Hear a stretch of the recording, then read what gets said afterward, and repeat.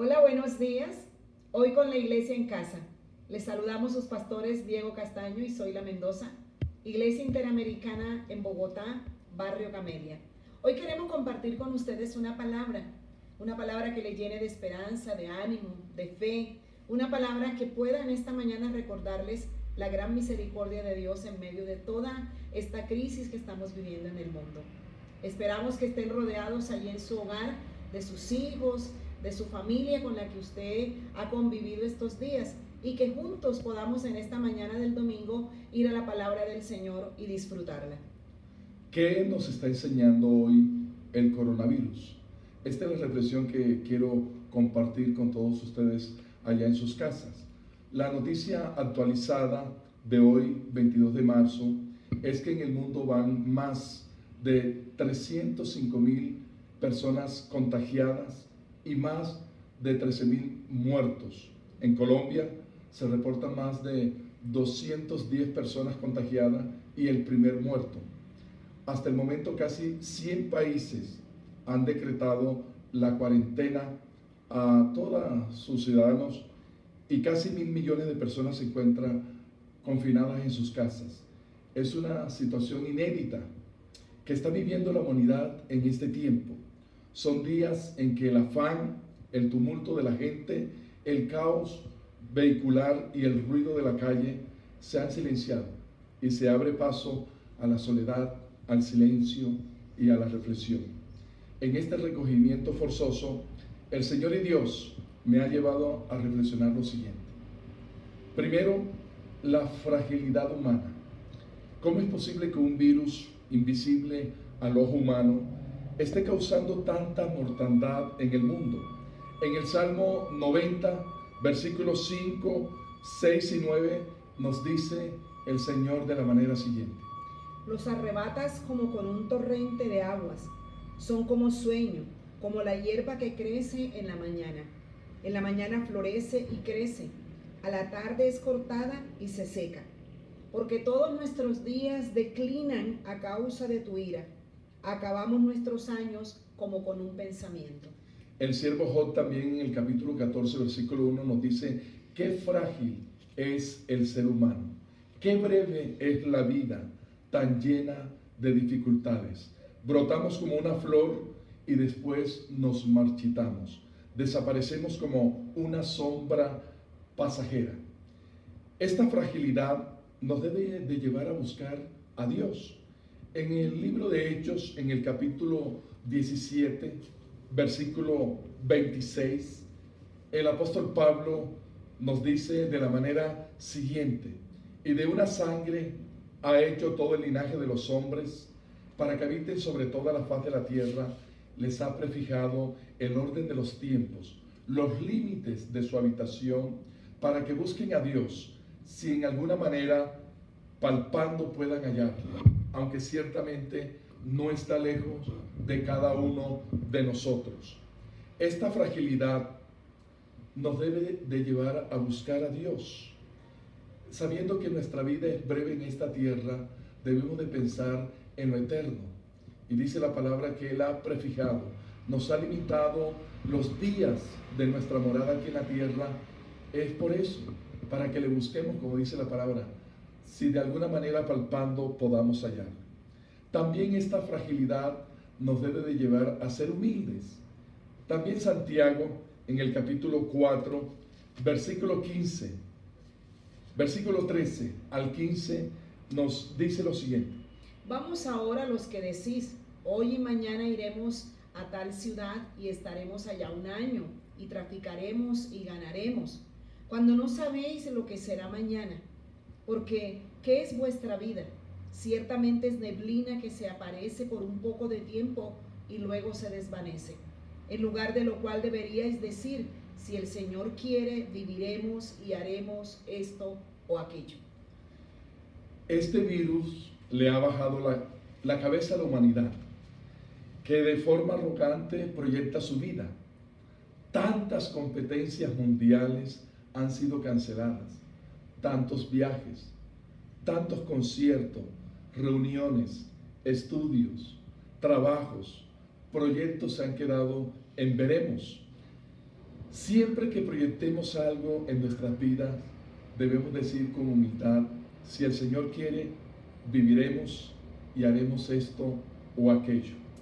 La segunda reflexión que me deja el coronavirus es, no somos una isla. Lo que tú haces o dejas de hacer afecta a los demás, positiva o negativamente. Cuando se empezó a escuchar en Colombia de este virus que estaba azotando a China, de pronto no le prestamos mucha atención. Esto está al extremo del mundo, esto no va a llegar a nuestro país, pero poco a poco vimos cómo esta plaga venía acercándose hasta que llegó a nuestro país, a nuestras ciudades, a nuestras casas. Dios diciéndole a la iglesia y a toda la humanidad en general, no pueden ser indiferentes al dolor, a las tragedias de los demás. En algún momento Dios le preguntó a Caín, ¿dónde está Abel tu hermano?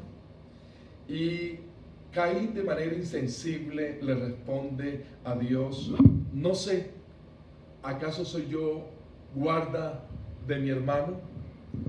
Y ahora más que nunca, Dios nos está enseñando a ser más cuidadoso con mi prójimo, a no ser irresponsable o descuidado, a llegar a contaminarlo.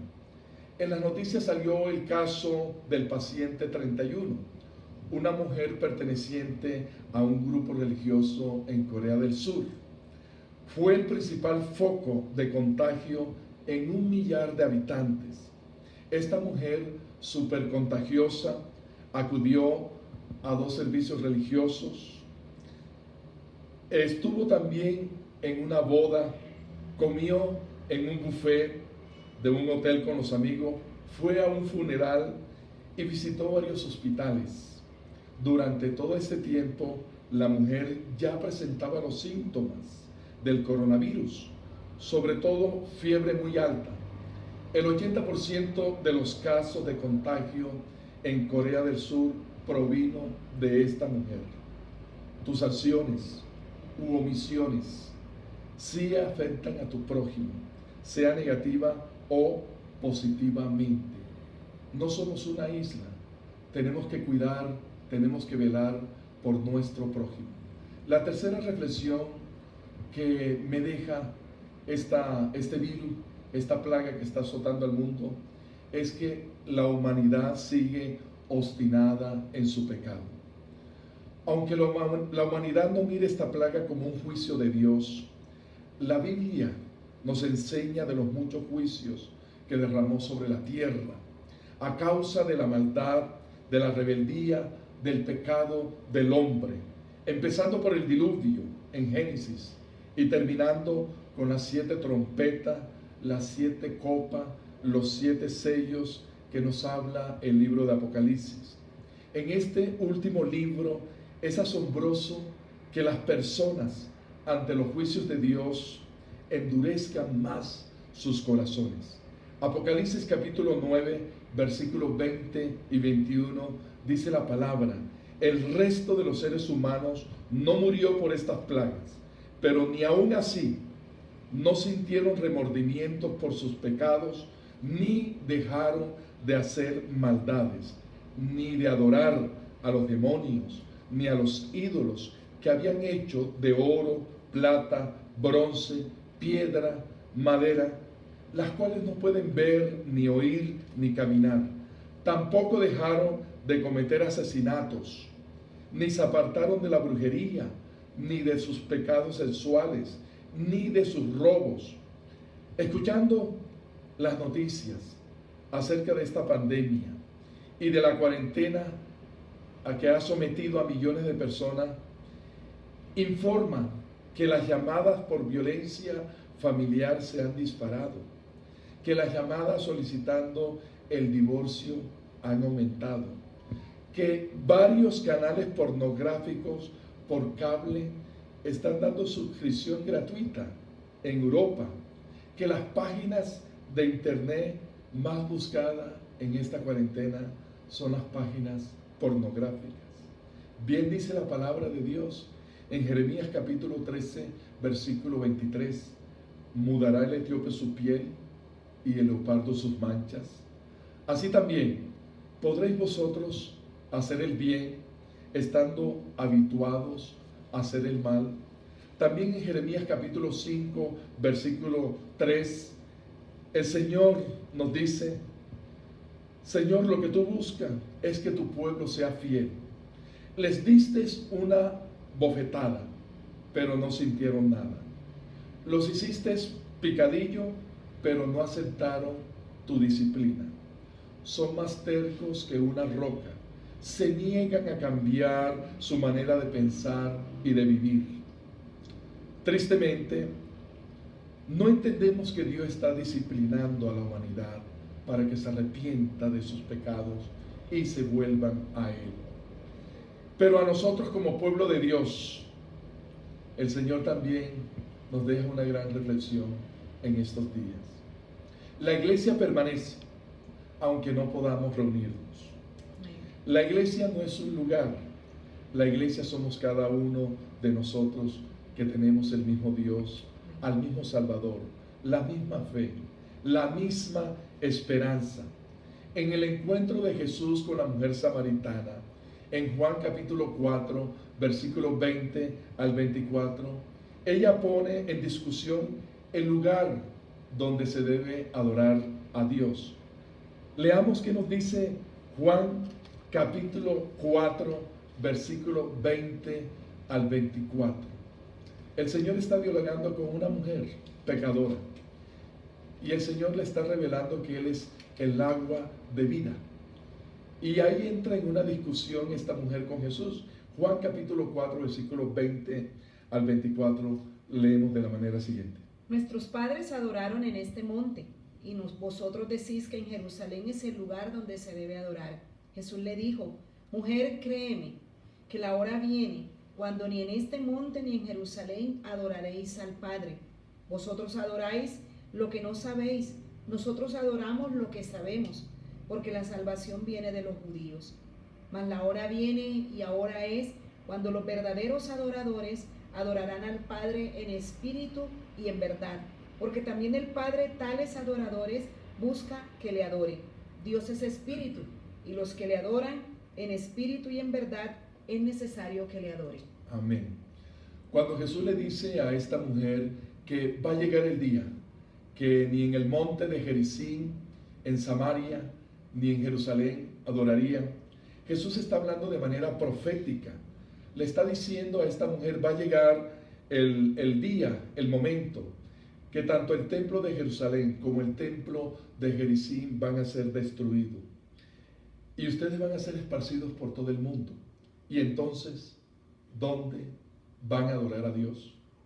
Como hijos de Dios no podemos hoy ir a ningún templo o iglesia, pero como verdaderos adoradores celebramos nuestro culto en las casas, mantenemos nuestra comunión con nuestro Dios allí en el secreto de nuestro cuarto.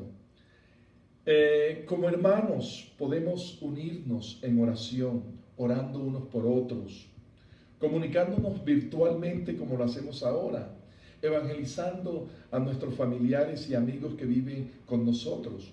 Podemos de alguna manera también servir a nuestro prójimo. La iglesia no se detiene. Aunque estemos en cuarentena, sigamos sirviendo al Señor, a nuestro prójimo, y saber que el Señor, Él protege a su iglesia en estos tiempos difíciles.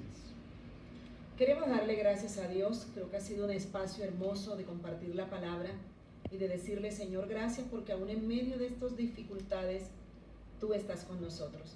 Allí en su casa quiero invitarle a que nos acompañen a orar. Contarles, mis amados hermanos, que este ha sido un mes en que hemos despedido 2 miembros de nuestra iglesia que se han ido a la presencia del Señor. Por sus familias oramos, y oramos por aquellos que también están enfermos. Tome un minuto allí y le oramos al Señor. Padre, queremos darte gracias por Jesús, que tomó nuestro lugar en la cruz del Calvario. Queremos darte gracias por tu palabra, por la esperanza de vida que tenemos en tu palabra, que aún en medio de todas las crisis, todas las dificultades, siempre tú has mostrado tu mano de bondad, tu mano de misericordia. Encomiendo, Padre, toda la iglesia, en cada familia, en cada hogar donde están hoy reunidos. Sí, sí. Padre, que tu presencia les acompañe, que tu misericordia, Padre, se extienda sobre Colombia, sobre Sí, el sí. mundo y sobre Bogotá. Dios les bendiga, mis amados hermanos. Ricas bendiciones.